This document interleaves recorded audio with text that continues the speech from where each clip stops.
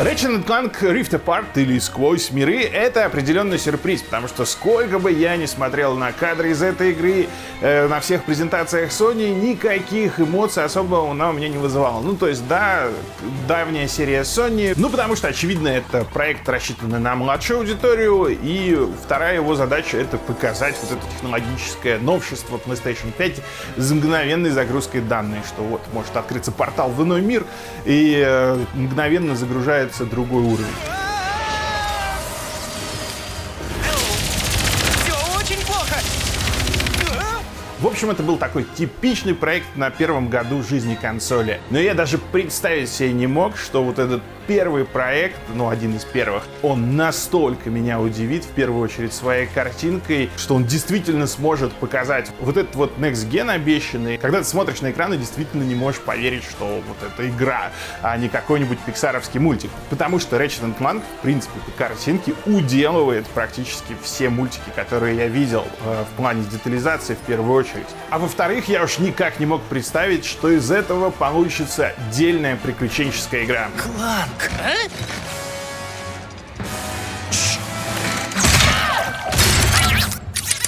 На самом деле, виной тому мои давние отношения с Ratchet & Clank, потому что эта серия берет свое начало в поколении PlayStation 2. Тогда у Sony было целых две линейки платформеров: Jak and Daxter от Naughty Dog и Ratchet & Clank. И на самом деле игры даже визуально были очень-очень похожи, но Ratchet & Clank, он был как бы для детишек. То есть там уж совсем был простой сюжет, а Jak and Daxter все-таки был рассчитан на подростковую аудиторию и куда там мрачнее, интереснее, с черным юмором. В общем, все как я тогда любил. Look, old man, are you gonna keep yapping, or are you gonna help me out of this mess? I'm gonna keep yapping, because in my professional opinion, the change is an improvement. Но за прошедшие 20 лет в игровой индустрии очень многое изменилось. Игры с маскотами, да, с персонажами мультяшными в главных героях куда-то улетучились. Naughty Dog сделал Uncharted, потом Last of Us. Стали совсем такими серьезными ребятами, которых мы, конечно же, бесконечно любим. А Ratchet & Clank и Insomniac Games, они продолжили свое дело. Insomniac Games, чтобы не сойти с ума, тоже выпускали другие проекты. У них был сериал Resistance, весьма неплохой, а к третьей части вообще замечательный. Но Ratchet & Clank при этом уверенно так занял свою нишу, оброс там различными игрушками, комиксами, стал, ну, по сути, очень-очень сильным брендом, под которым вышло 14 игр. Кроме того, еще несколько лет назад вышел мультфильм, да, Ratchet & Clank, основанный на первой игре, но при этом меняющий некоторые ключевые события. И еще после этого Insomniac сделали новый Ratchet & Clank, который как бы на основе фильма, как бы ремейк самого оригинального Ratchet & Clank. Я капитан Коперникус Кварк, звезда галактических рейнджеров и самый привлекательный из живущих ныне мужчин по версии журнала «Салам». Но этот жалкий комок меха Рэтчет — настоящая заноза в боку, несмотря на невинный вид. То есть, если окунаться в эту вселенную, то реально можно сойти с ума, там действительно много-много всего. Но если вы, как я, последние 20 лет не интересовались Ratchet & Clank, то вообще ничего страшного, потому что Rift Apart сама в себе отличная история, приключенческая игра. Единственное, что нужно понимать, что Ratchet & Clank по-прежнему для детей. Но это тот случай, когда ты понимаешь, что, ну, эта история для детей. Здесь карикатурные злодеи, очень клишованные герои, максимум мимими. Но дело в том, что сделано это все на таком уровне, настолько Insomniac поднаторели и в режиссуре, и вот в этих мультяшных диалогах, что оно работает даже на взрослых. То есть ты вот просто включаешь, немедленно расплываешься в улыбке, не можешь поверить, что ты видишь, потому что перед тобой вот действительно оживший Pixar, только на самом деле уже круче. По-моему, это перебор — устроить праздник в честь нас. Мы же не совершали подвигов уже годы. Вдруг все думают, что мы вышли в тираж. О, вдруг мы и правда вышли в тираж.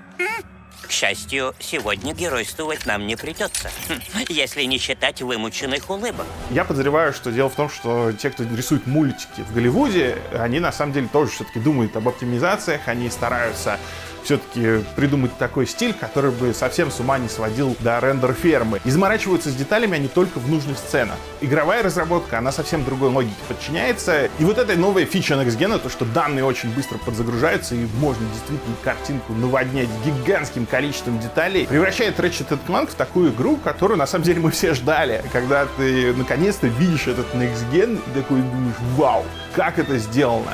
Да, мы подготовили для вас особенное представление, начиная с меня. И заканчивая подарком-сюрпризом Рэтчету от Кланка. Я на самом деле не прекращаю вот удивляться компании Sony, потому что, это, по-моему, последняя компания, которая ставит задачу сделать нам вау, чтобы мы смотрели на игру, когда мы ее покупаем, и говорили: вау, вот такого я до этого не видел. Добро пожаловать на базар Нефариус Сити. Не забудьте поблагодарить нашего чудесного императора до, во время и после. Императора? То есть теперь Нефариусов двое, что ли? С Нефариусом разберусь потом. Сперва Кланк.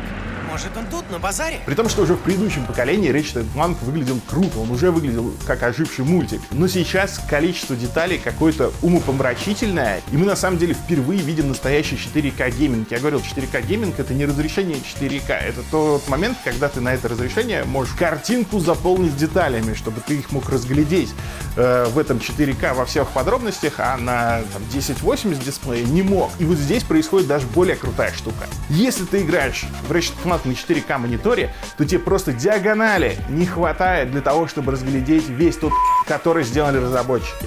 То есть, если у вас большой телевизор, огромный проектор, вы просто охренеете от того, как эта игра выглядит. Невозможно не охренеть. И YouTube, стримы, да забудьте. Вообще, те, кто смотрит сейчас этот обзор, те, кто будет смотреть стримы, они вообще не увидят великолепие этой игры. Я вообще очень редко про графику говорю в своих обзорах. Если я говорю, значит, меня игра визуально удивила, и происходит это очень и очень редко. Он — это ты в нашем измерении! Но давай поговорим об этом потом! Значит, у меня есть соперник. Ну а что касается геймплея, то Ratchet Clank Rift Apart, наверное, не самая крутая, не лучшая приключенческая игра на Земле, но уж точно из достойных. То есть это такое космическое приключение, при том очень и очень лихо начинающееся, говорю, как охренительный мультфильм, оживший, в котором ты принимаешь участие. Ratchet с Кланком, в общем-то, возвращаются на родную планету, где они уже прослыли героями. Капитан Кварк с другими героями предыдущих игр закатывает в их честь парад. И выглядит это, в очередной раз хочется говорить, как это выглядит. Выглядит это просто крышесносно. Ты не можешь поверить, что все это в реальном времени работает. Ты действительно по всему этому бегаешь. Наконец, зал героев спасен. Эй, я нашел Ломбокса! Естественно, прямо во время парада нападают головорезы, после чего Кланк вручает Рэтчету подарок. Устройство, с помощью которого можно путешествовать в различные измерения. А согласно сюжету, Рэтчет, он последний Ломбокс, такая вымершая раса. И в предыдущих играх он узнал, что его сородичи, они ушли в другое измерение. И теперь он, наконец-таки, сможет их найти. Но неожиданно все это дело прерывает доктор Нефариус. Это такой давний, древний злодей серии, совершенно не оригинальный, но при этом стопроцентно работающий. У него стандартные кривляния, стандартные шуточки, тем не менее смешные, и ты все равно немедленно расплываешься в улыбке. И надо сказать, что я играл в игру на русском языке и удивился тому, как наши актеры все это дело отработали. Это действительно воспринимается как диснеевский мультик по качеству, хотя понятно, в оригинале все еще круче. Бросай измеренитель, Нефариус! Бросай измеренитель! Ага, сейчас. Сегодня вы узнаете, каково проигрывать. Намекну. Утомительно. Вот только разберусь с этими координатами. И это, на самом деле, безумно подкупает в Ratchet Clank, то что по факту чуваки там много-много лет, по сути, делают одно и то же, но видно, насколько они это делают с душой, насколько они стараются, насколько каждый раз пытаются удивить, вывести игру на новый уровень. Хотя, казалось бы, со стороны, если так краем глаза заглядывать, мало что изменилось. По-прежнему бегает чувак с каким-то маленьким роботом, гаечным ключом всем люлей дает, они до болты рассыпаются, скачет по рельсам. В общем, что я там не видел. Но при этом все эти годы франшиза развивалась, разработчики постоянно экспериментировали, как в хорошем ключе, так и не очень. Еще там во времена PS2 они пытались соорудить кооператив. Сейчас явно им Sony дала задание: чуваки, вы должны сделать игру, которая покажет, что у нас очень быстрые загрузки. Все такие: о, параллельные миры, погнали! И казалось бы, можно было сделать это все не очень интересно, но они прямо постарались. Скажите пока!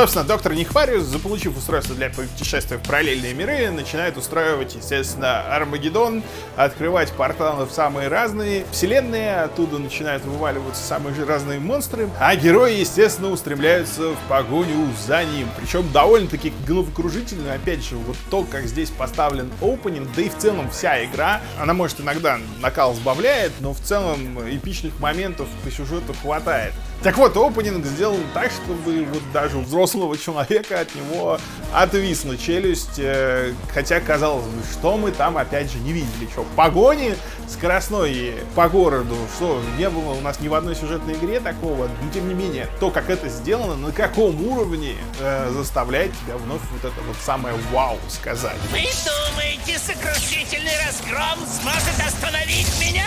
По идее, да. А вот и нет! Нас ждет измерение, где побеждаю я!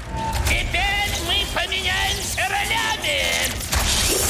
Естественно, в итоге Нефариус затягивает всех в выгодное ему измерение, где он стал императором и завоевал вселенную. Плюс в результате герои еще разделяются, на сцену выходит альтернативный Ломбакс из альтернативной вселенной, и на этот раз девочка Ривет, не менее няшная. Ну и, конечно же, Кланк тоже не останется без подружки Кейти, которая, так скажем, девочка с большой тайной внутри. Давай так. Если не выгорит, хотя это вряд ли, просто разбежимся. Без лишних вопросов. Команда? Да, команда. Добавок ко всему, еще вот измеренитель взрывается и вызывает вселенский же катаклизм. Везде начинают образовываться разломы, через которые вселенные начинают просачиваться друг в друга. Что, собственно, используется в механике и делает приключения интереснее. Герои поочередно бороздят, в общем-то, пространство, летают с одной планеты на другую, чтобы, в общем-то, заново собрать этот измеренитель и помешать злому императору. Ну ладно, умник. Что это такое? Пространственный карман? Может, это результат воздействия измеренителя? Ну ты мастер сказки придумывать. И вот тут-то выясняется, что Ratchet & Clank, помимо того, что технически выдающаяся игра, которая дарит там хорошие эмоции, оказывается, что она еще и вполне себе клевая приключенческая игра. То есть, наверное, бы там, типа, лучшей во вселенной я ее не назвал, но то, что это в высшей категории приключенческих игр, совершенно точно. У нас есть где-то с десяток планет, по которым мы путешествуем, либо по сюжету, либо иногда дают какую-то свободу перемещения, иногда ты возвращаешься на эти планеты, чтобы доисследовать, и они как и сами по себе разнообразные, так и по сути очень сильно отличаются типами геймплея. Какие-то, да, они там сюжетные, сфокусированные, на них как раз классические моменты, где Клэнк скачет по рельсам, постоянно что-то происходит, рушится, взрывается, ну такой классический платформер. Тут еще нужно понимать, какую эволюцию проделал Ratchet & Clank, потому что изначально это был платформер, который постепенно мутировал в платформер с пушками, а потом скорее в шутер с платформером. То есть элементы именно платформера, именно вот этих прыжков и перемещений, они со временем упрощались, а боевая часть, она наоборот как бы накручивалась. И вот шутер в Ratchet & Clank весьма забористый, то есть у тебя есть просто дохренища видов оружия, там больше 15, каждая с какой-нибудь оригинальной идеей. То есть, понятно, есть стандартный набор, там пистолет, шотган, снайперская винтовка, ракетница, но при этом куча оружия с какой-то изюминкой.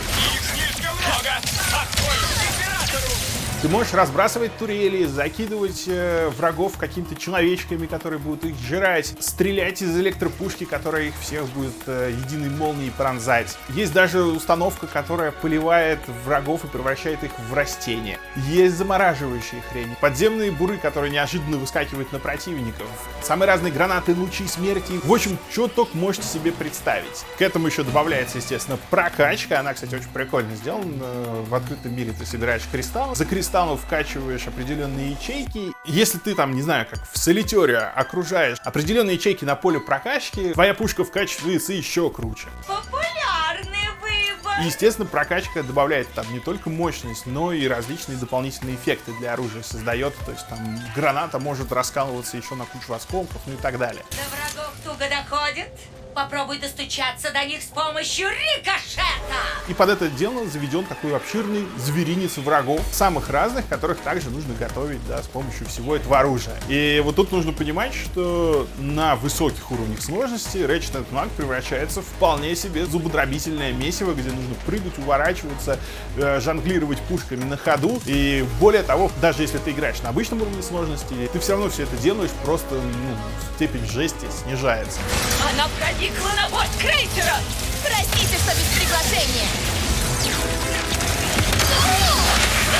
В общем, нужно понимать, что стрельба здесь не просто для галочки, за ней действительно есть игровая механика и вполне себе неплохая. Ну и к этому всему добавляется еще вот механики платформера, которые постоянно эволюционируют, прогрессируют. На одной планете у тебя там появляются магнитные ботинки, на другой реактивные ботинки, которыми ты как на коньках должен отталкиваться от Земли. Практически всегда это происходит с перемещением на какую-то планету. Так что, когда ты прилетаешь на какую-то новую планету, у тебя появляется какая-нибудь новая механика. Или там все в кислотных банотах, по которым ты можешь ездить только на жуках. Или ты там прибываешь на планету в духе вот, Legend of Zelda, где как раз ты получаешь реактивные ботинки, начинаешь носиться по древним храмам, разгадывать там загадки, которые, кстати, сделаны в духе старой игры Лемминги, то есть тебе нужно, играя за кланка, собирая сферы, выстраивать маршрут так, чтобы альтернативные кланки не разбивались, не умирали. Решая головоломку, ты как бы им прокладываешь маршрут, как Лемминга. Ты знаешь, как починить измерения?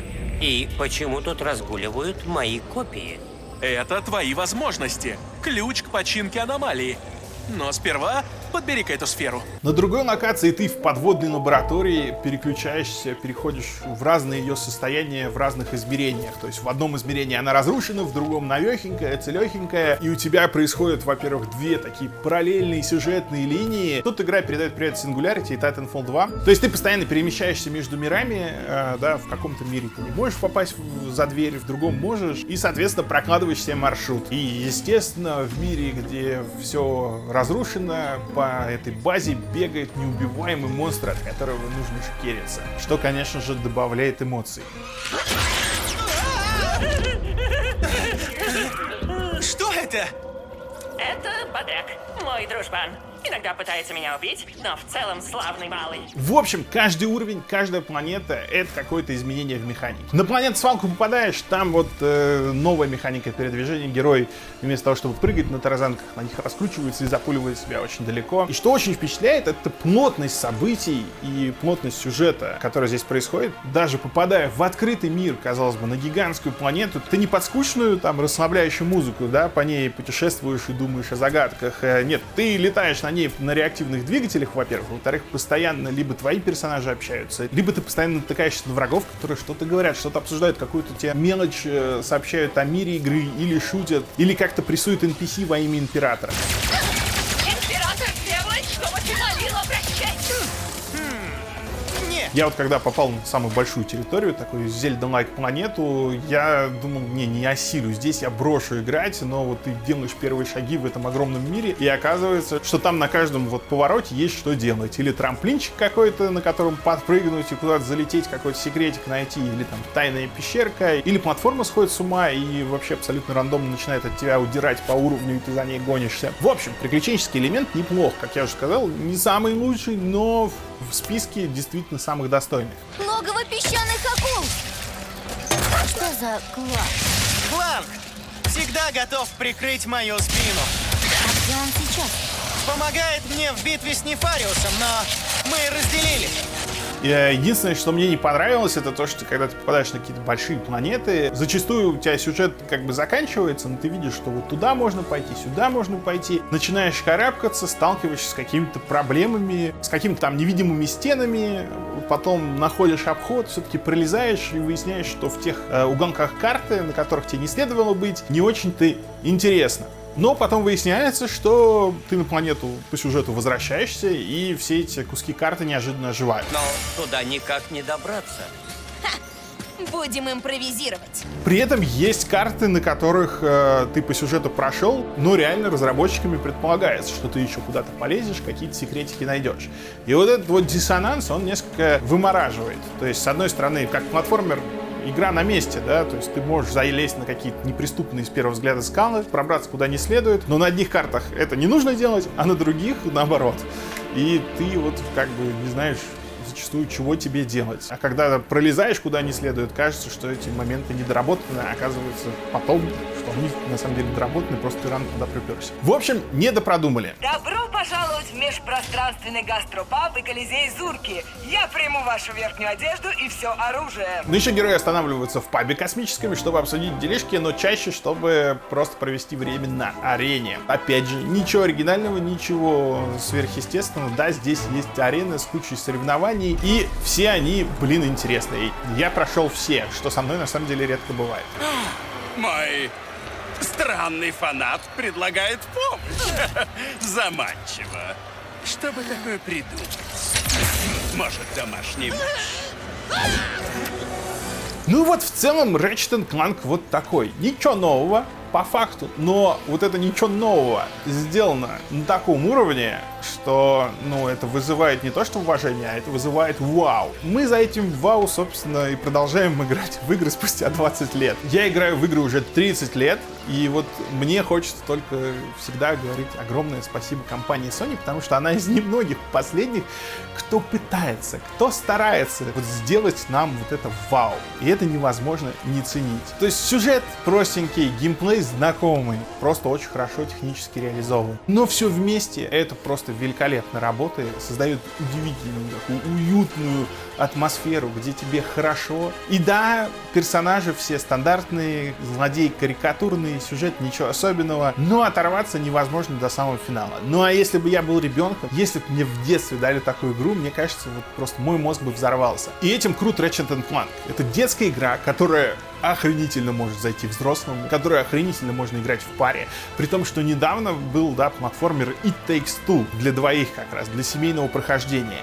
И вот я могу сказать, что по эмоциям, по впечатлениям позитивным Ratchet & Clank ее уделал. Потому что It Takes Two мне очень понравился, я с удовольствием проходил, но она где-то там заскучать себе давала, то есть где-то она такая вся расслабленная, иногда зевота от нее наступала, при всем уважении, при всем одобрении. А Ratchet & Clank, он вот просто берет своим бескомпромиссным блокбастерным напором. То есть ты смотришь что-то нереальное, на нереальном техническом уровне, и с таким количеством на тебя просто это все сыпется, и сюжет, и ролики, и яркие взрывы, что вот просто невозможно оторваться. От меня 9 баллов.